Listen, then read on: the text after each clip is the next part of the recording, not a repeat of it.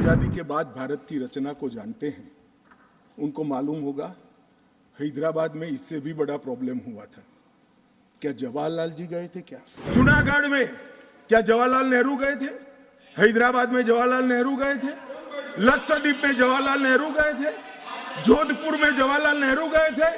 जवाहरलाल नेहरू एक ही जगह काम देखते थे, जम्मू कश्मीर में, जिसको आधा छोड़कर आ गए। हमारा विलय इसलिए लेट हुआ कि महाराजा पर किसी एक व्यक्ति को विशेष स्थान देने का आग्रह था, शेख अब्दुल्ला को विशेष स्थान देने का आग्रह था। इसके कारण विलय लेट हुआ और पाकिस्तान को आक्रमण करने का मौका। अभी कहा गया नेहरू के कारण कश्मीर यहां है, नेहरू जी के न होते तो शायद ये बिल ही नहीं आता और कश्मीर होता ही नहीं। इस तरह से कहा। मैं आज कहना चाहता हूं कि जो आज़ादी के बाद भारत की रचना को जानते हैं उनको मालूम होगा हैदराबाद में इससे भी बड़ा प्रॉब्लम हुआ था। क्या जवाहरलाल जी गए थे? क्या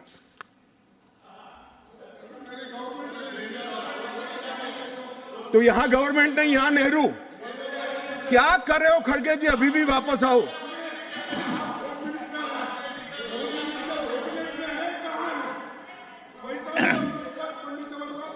एक मिनट रिकॉर्ड पर है।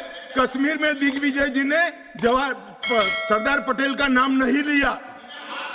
एक नाम दिया शेख अब्दुल्ला का, दूसरा नाम दिया जवाहरलाल नेहरू का। तो वो होम मिनिस्टर थे, क्यों नहीं दिया भाई? अब सुनिए दिग्विजय जी, अब सुनिए, सुनना पड़ेगा, ऐसे नहीं चलेगा। हमने सुना है, धैर्य से सुना है।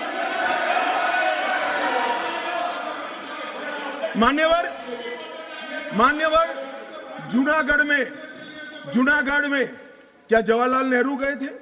हैदराबाद में जवाहरलाल नेहरू गए थे? लक्षद्वीप में जवाहरलाल नेहरू गए थे? जोधपुर में जवाहरलाल नेहरू गए थे? जवाहरलाल नेहरू एक ही जगह काम देखते थे, जम्मू कश्मीर में, जिसको आधा छोड़कर आ गए। एक ही जगह देखते। मान्यवर, दूसरा, विलय लेट क्यों हुआ? सारे लोग जानते हैं साहब, इतिहास को 1000 फुट नीचे दफन कर दो, वो ऐसा बीज है जो वटवृक्ष बनकर सच्चाई बाहर आ जाती है। सब जानते हैं कि हमारा विलय इसलिए लेट हुआ कि महाराजा पर किसी एक व्यक्ति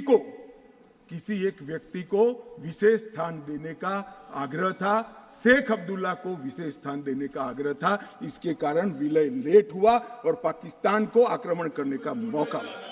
मैं आज ये पूछना चाहता हूं कि इतने सारे कठिन राज्यों का विलय हो गया, कहीं पर 370 क्यों नहीं है? क्यों नहीं है? ना जोधपुर में है, ना जूनागढ़ में है, ना हैदराबाद में है, ना लक्षद्वीप में है। क्यों 370 नहीं है? कि संवेदनशील हृदय के कारण 370 है। संवेदनशील हृदय। मान्यवर, कंडीशन किसने रखी? किसने स्वीकार की? इतिहास जवाब मांगता है, देश की जनता जवाब मांगती है। जवाब देना पड़ेगा, भाग नहीं सकते इतिहास से कोई। मान्यवर, सेना भेजने में देरी क्यों हुई? और ये कहते हैं कि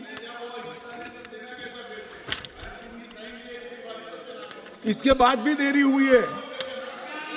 मैं साहब एक रेफरेंस सैम मानेकशॉ का देना चाहता हूं। फील्ड मार्शल सैम मानेकशॉ तब डायरेक्टर ऑफ मिलिट्री ऑपरेशंस थे। उन्होंने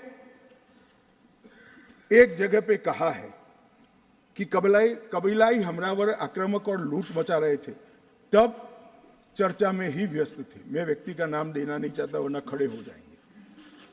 तब एक मीटिंग में सैम मानेकशॉ मौजूद थे। सरदार पटेल जी ने नेहरू जी को कहा, जवाहर, आप कश्मीर चाहते हो या नहीं चाहते हो, देरी क्यों हो रही है? तब जाकर सेना भेजने का निर्णय हुआ है। जवाब देना पड़ेगा।